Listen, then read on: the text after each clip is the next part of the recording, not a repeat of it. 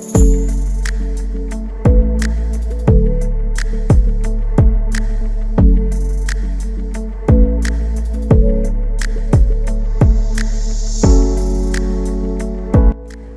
sahabat ID Cabang Jember, saya Dr. Devina Marcita Inge Santoso, spesialis anak.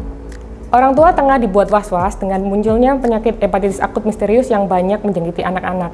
Dan mungkin Anda salah satunya ya Mams. Kasus ini pertama kali dilaporkan terdeteksi di Inggris pada tanggal 5 April 2022. Namun sayangnya penyakit ini masih belum diketahui penyebabnya apa dan sehingga membutuhkan proses investigasi yang lebih lanjut. Oke Mams, dalam video ini saya akan menjawab beberapa pertanyaan yang terkait tentang hepatitis akut yang akhir-akhir ini muncul. Simak lebih lanjut yuk.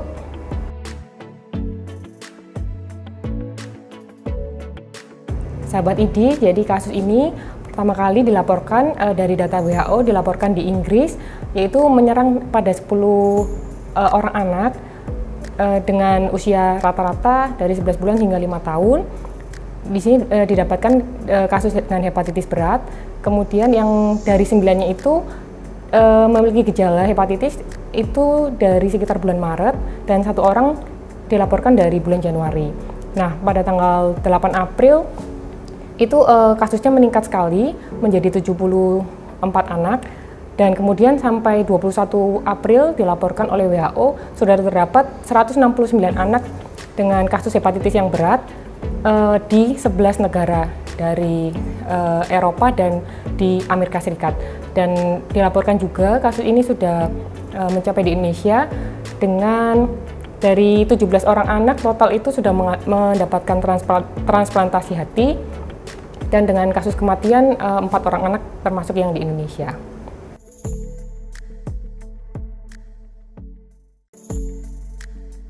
Sahabat ID, kita bahas dulu tentang hepatitis akut ya. Hepatitis akut adalah peradangan pada hati atau liver.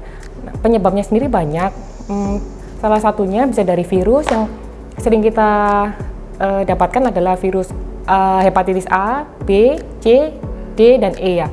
Yang kedua adalah bisa disebabkan oleh bakteri. Yang ketiga bisa oleh toksin. Toksin itu racun seperti alkohol, dan yang keempat itu bisa juga disebabkan oleh autoimun, disebutnya hepatitis autoimun ya. Nah, untuk penyakit ini sendiri, hepatitis akut yang akhir-akhir ini muncul, memang penyebabnya belum diketahui, masih dalam investigasi. Nah, dari beberapa pasien, dari 74 pasien, itu yang dilakukan penelitian, diambil pengambilan sampel, yang didapatkan adalah virus adenovirus, dan ada beberapa kasus yang didapatkan virus SARS-CoV-2 dan juga ada beberapa sampel, sekitar 19 sampel itu didapatkan dua-duanya adanya adenovirus dan virus COVID-19. Namun masih belum jelas diketahui apakah memang ada hubungan secara langsung antara adenovirus dan SARS-CoV-2 terhadap hepatitis misterius ini. Nah, adenovirus sendiri itu sebenarnya apa sih Mams? Mungkin pada belum tahu ya. Jadi adenovirus itu sebenarnya virus yang sering menyebabkan penyakit saluran nafas atau penyakit pada saluran pencernaan juga, tapi biasanya gejalanya ringan. Bisa menyerang anak-anak dan orang dewasa juga, tapi gejalanya ringan. Nah, kenapa? Apakah virus ini yang menyebabkan sampai hepatitis menjadi hepatitis yang berat itu masih belum diketahui juga. Masih dalam investigasi.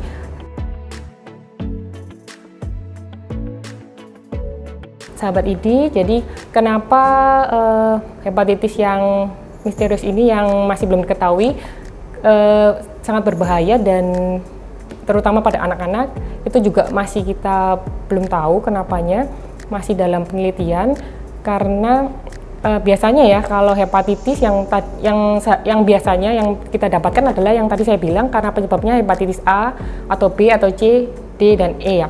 Itu kita jelasin bedanya sedikit ya. Kalau hepatitis A dan hepatitis E itu kan penularannya lewat fekal oral ya, jadi lewat makanan yang terkontaminasi. Sedangkan kalau hepatitis B itu, hepatitis B dan C itu penularannya lewat cairan tubuh, terutama darah. Dan sedangkan yang hepatitis D itu selalu berbarengan dengan hepatitis B. Nah, untuk hepatitis A dan E itu karena penularannya lewat makanan yang terkontaminasi, biasanya sih menyerang anak-anak usia sekolah atau orang dewasa ya.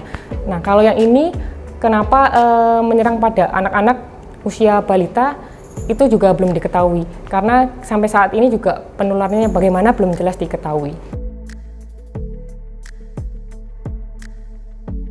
Nah, sahabat ID, gejala apa yang mesti kita perlu waspadai? Yaitu gejala hepatitis itu sebenarnya bervariasi ya, dari ringan, sedang, sampai berat ya. Dari yang ringan itu biasanya seperti hepatitis yang lain, gejalanya bisa mulai dari demam, kemudian dari lemas, mual muntah, tidak nafsu makan, sampai diare. Atau yang mulai sedang muncul gejalanya itu mulai dengan kulit mata dan kulit berwarna kuning, atau yang sampai berat dia bisa sampai penurunan kesadaran hingga kejang. Nah, tapi untuk penyakit ini, untuk penyakit hepatitis akut yang misterius ini, kebanyakan sih dari data tidak didapatkan demam. Nah, itu kenapa berbeda dengan hepatitis yang lain, ya itu juga masih belum diketahui. Nah, untuk gejala awalnya dari data WHO menyatakan bahwa gejalanya sih mirip, awal-awal selalu diawali dengan gejala pencernaan, yaitu seperti mual muntah, diare, dan nyeri perut. Kemudian akan berlanjut pada keluarnya dia menjadi kuning, diikuti dengan buang air kecil berwarna seperti teh, kemudian BAB-nya berwarna seperti dempul, dan yang lebih berat lagi sampai bisa penurunan kesadaran dan kejang.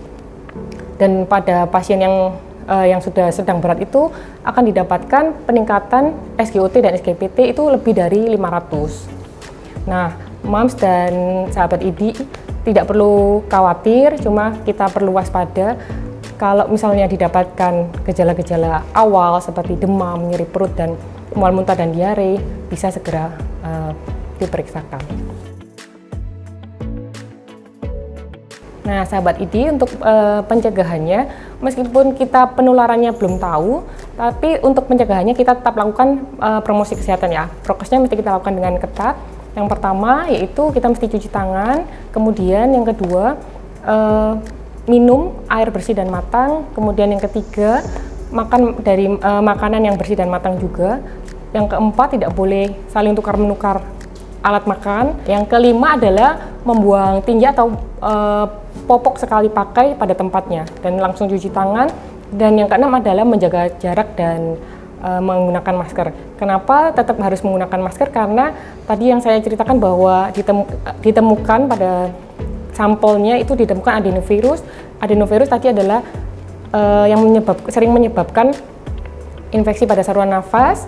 Meskipun memang belum terbukti secara langsung bahwa adenovirus penyebabnya, tapi tetap kita lakukan penjagaannya seperti penyakit yang disebabkan oleh adenovirus dan hepatitis secara umum ya.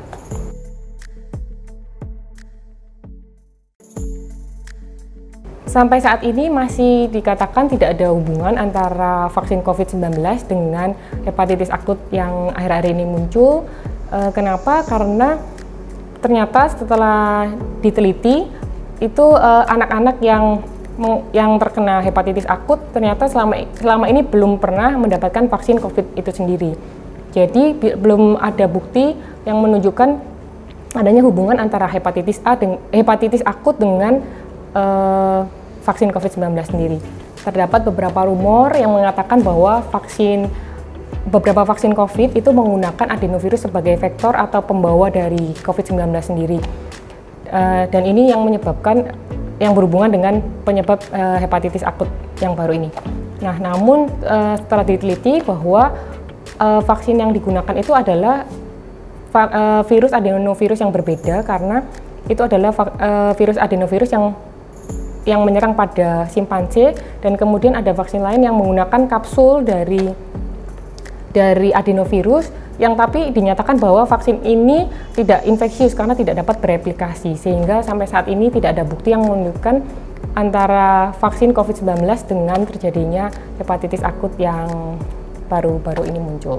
Jadi Moms, untuk kasus hepatitis akut yang lagi marak dan lagi ramai diperbincangkan ini, Moms tidak perlu terlalu takut, terlalu panik, tapi tetap harus waspada ya.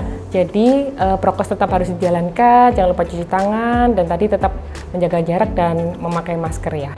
Terima kasih sudah menonton video ini, jangan lupa like, subscribe, serta aktifkan notifikasi pada video ini agar kamu bisa menjadi yang pertama mengetahui video kita selanjutnya. Sampai jumpa, masyarakat sehat.